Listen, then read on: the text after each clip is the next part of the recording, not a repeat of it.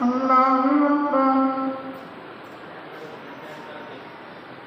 الحمد لله رب العالمين الرحمن الرحيم مالك يوم الدين إياك نعبد وإياك نستعين اهدنا الصراط المستقيم صراط الذين أنعمت عليهم غير المغضوب عليهم ولا الضالين. ولو أننا نزلنا إليهم الملائكة وكلمهم الموتى وحشرنا عليهم كل شيء قبلا ما كانوا ليؤمنوا إلا أن يشاء الله ولكن أكثرهم يجهلون. وكذلك جعلنا لكل نبي عدوا شياطين الإنس والجن يوحي بعضهم إلى بعض زخرف القول غرورا ولو شاء ربك ما فعلوه فذرهم وما يفترون. ولتصغى إليه أفئدة الذين لا يؤمنون بالآخرة وليرضوا وليقترفوا ما هم مقترفون. أفغير الله يبتغي حكما وهو الذي أنزل إليكم الكتاب مفصلا والذين آتيناهم الكتاب يعلمون أنه منزل من ربك بالحق فلا تكونن من الممترين. وتمت كلمة ربك صدقا وعدلا لا مبدل لكلماته وهو السميع العليم. وإن تطع أكثر من في الأرض يضلوك عن سبيل الله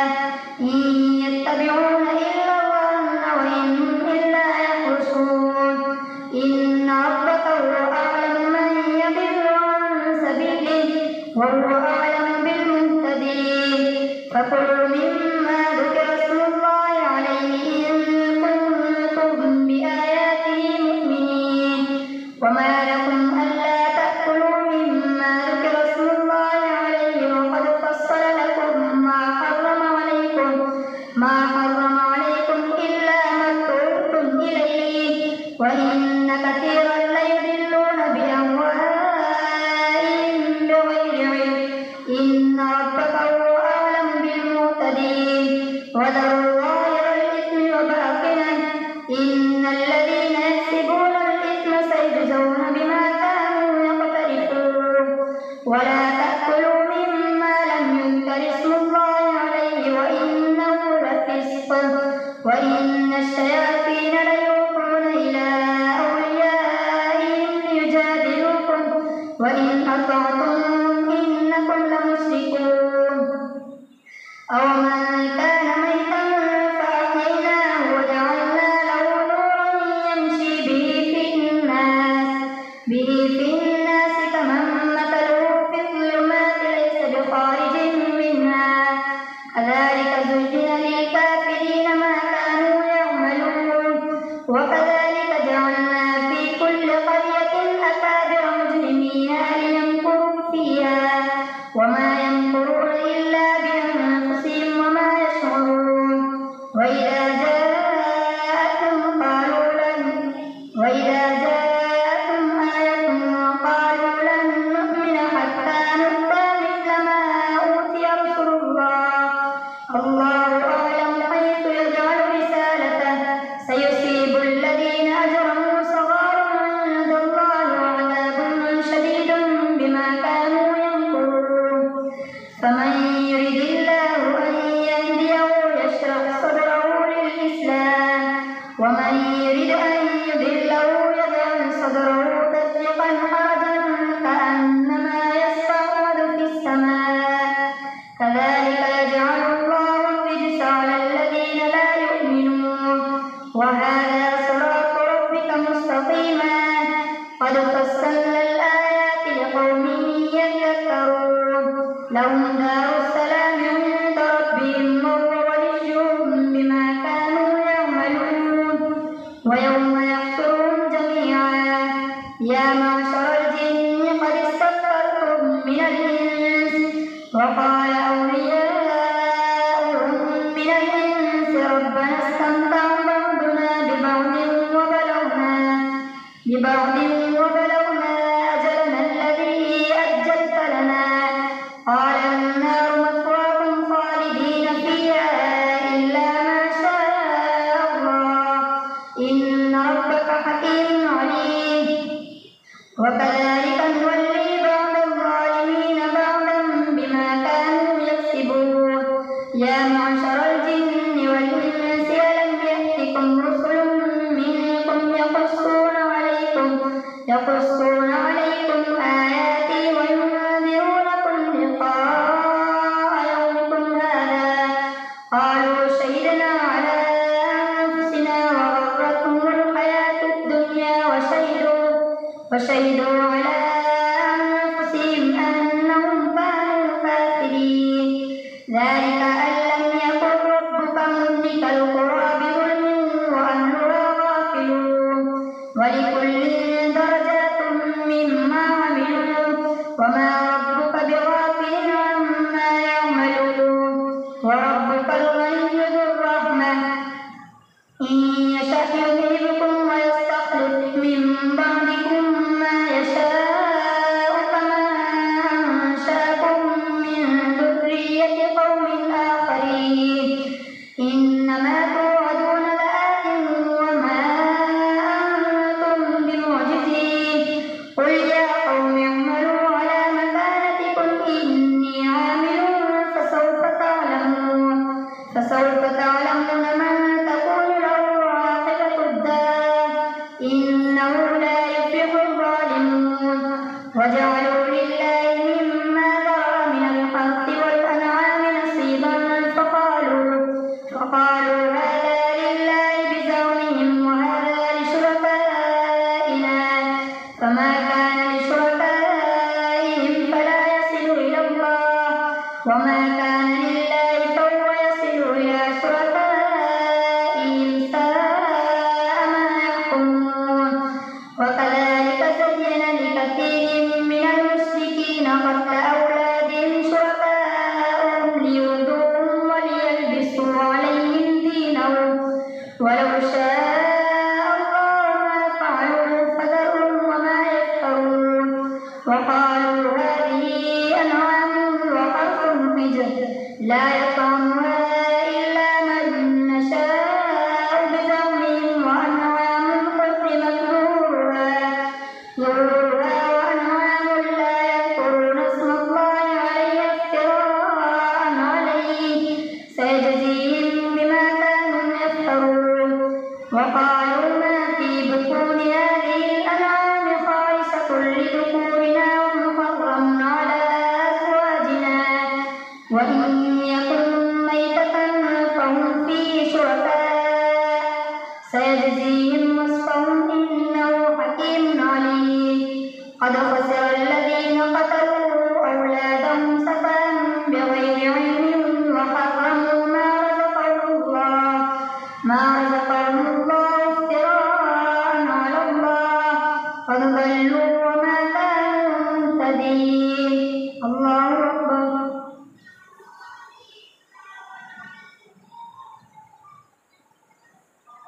سمع الله لمن حمده الله أكبر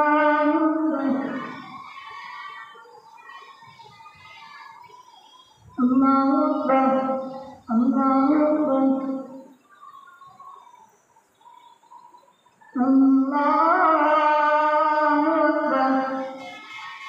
الحمد لله رب العالمين الرحمن الرحيم مالك يوم الدين إياك نعبد وإياك نستعين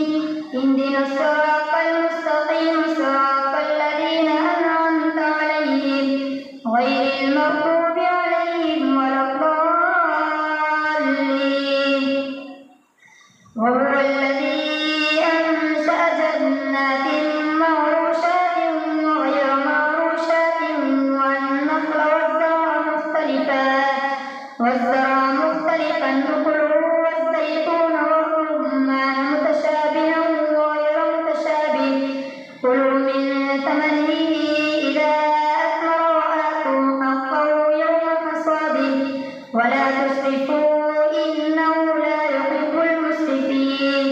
ومن الأنعام حمولة وفرشا كلوا مما رزقكم الله ولا تتبعوا خطوات الشيطان إنه لكم عدو مبين 8 أزواج من الضأن 2 ومن المعز 2 قل أذكرين حرم أم الأنثيين أما اشتملت عليه أرحام الأنثيين نبئوني بعلم إن كنتم صادقين ومن الإبل 2 ومن البقر 2 قل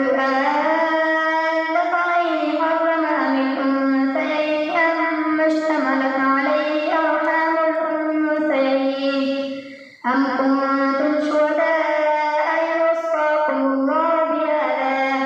فمن أظلم ممن افترى على الله كذبا ليضل الناس بغير علم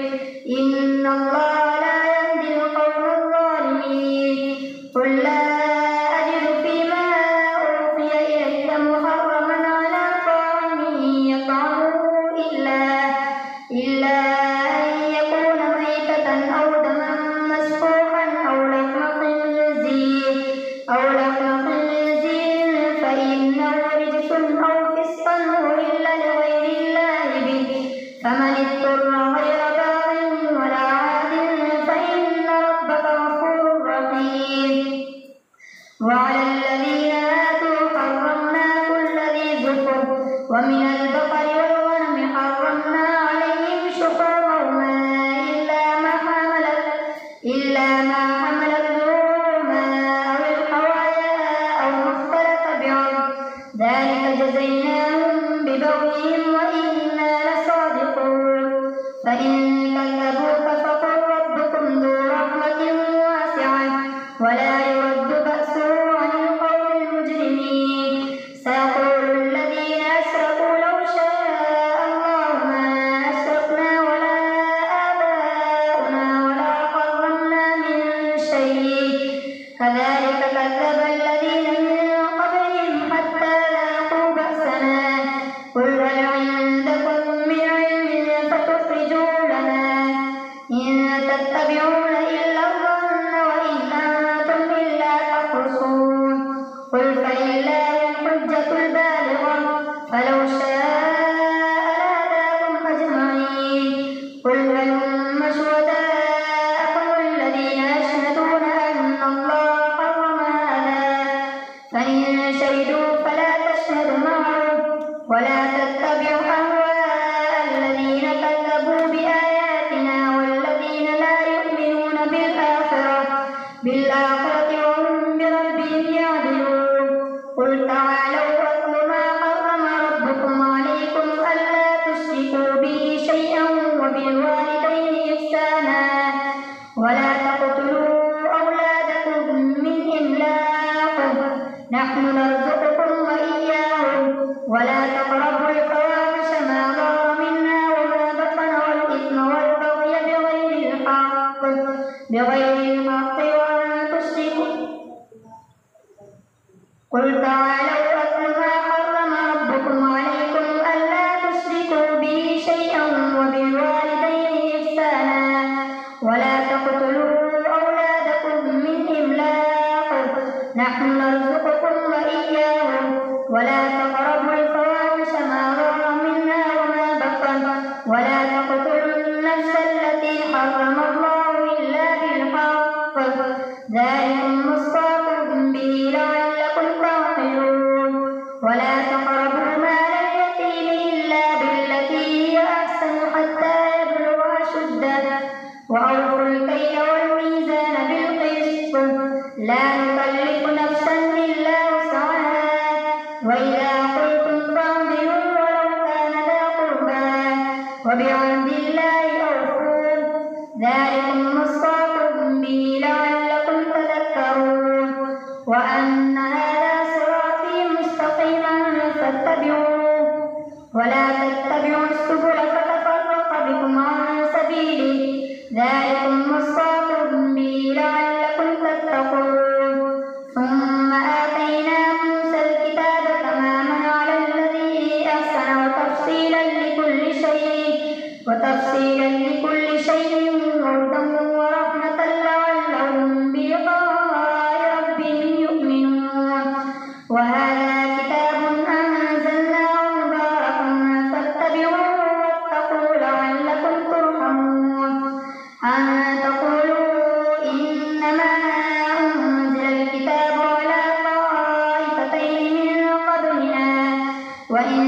كنا عن دراستهم لغافلين أو تقولوا لو أنا أنزل علينا الكتاب لكنا أهدى منهم فقد جاءكم بينة من ربكم وهدى ورحمة فمن أظلم ممن كذب بآيات الله وصدف عنها سنجزي الذين يصدفون عن آياتنا سوء العذاب بما كانوا يصدفون هل ينظرون إلا أن تأتيهم الملائكة أو يأتي ربك أو يأتي بعض آيات ربك يوم يأتي بعض آيات ربك لا ينفع نفسا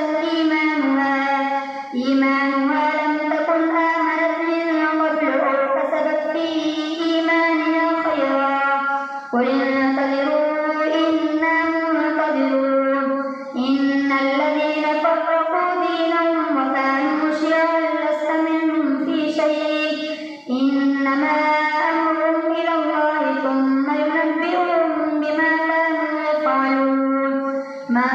جاء بالحسنة فله عشر أمثالها ومن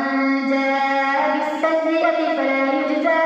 إلا مثلها وهم لا يظلمون قل إنني هداني ربي إلى صراط مستقيم دينا قيما ملة إبراهيم حنيفا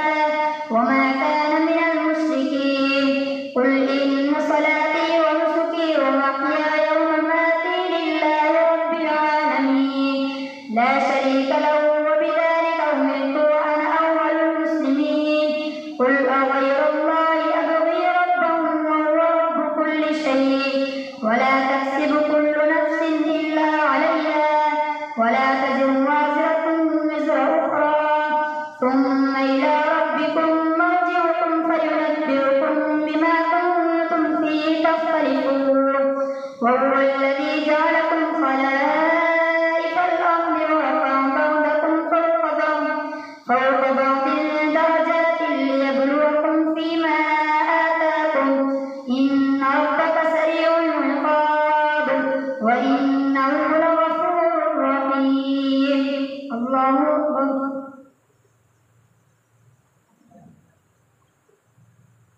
سمع الله لمن حمده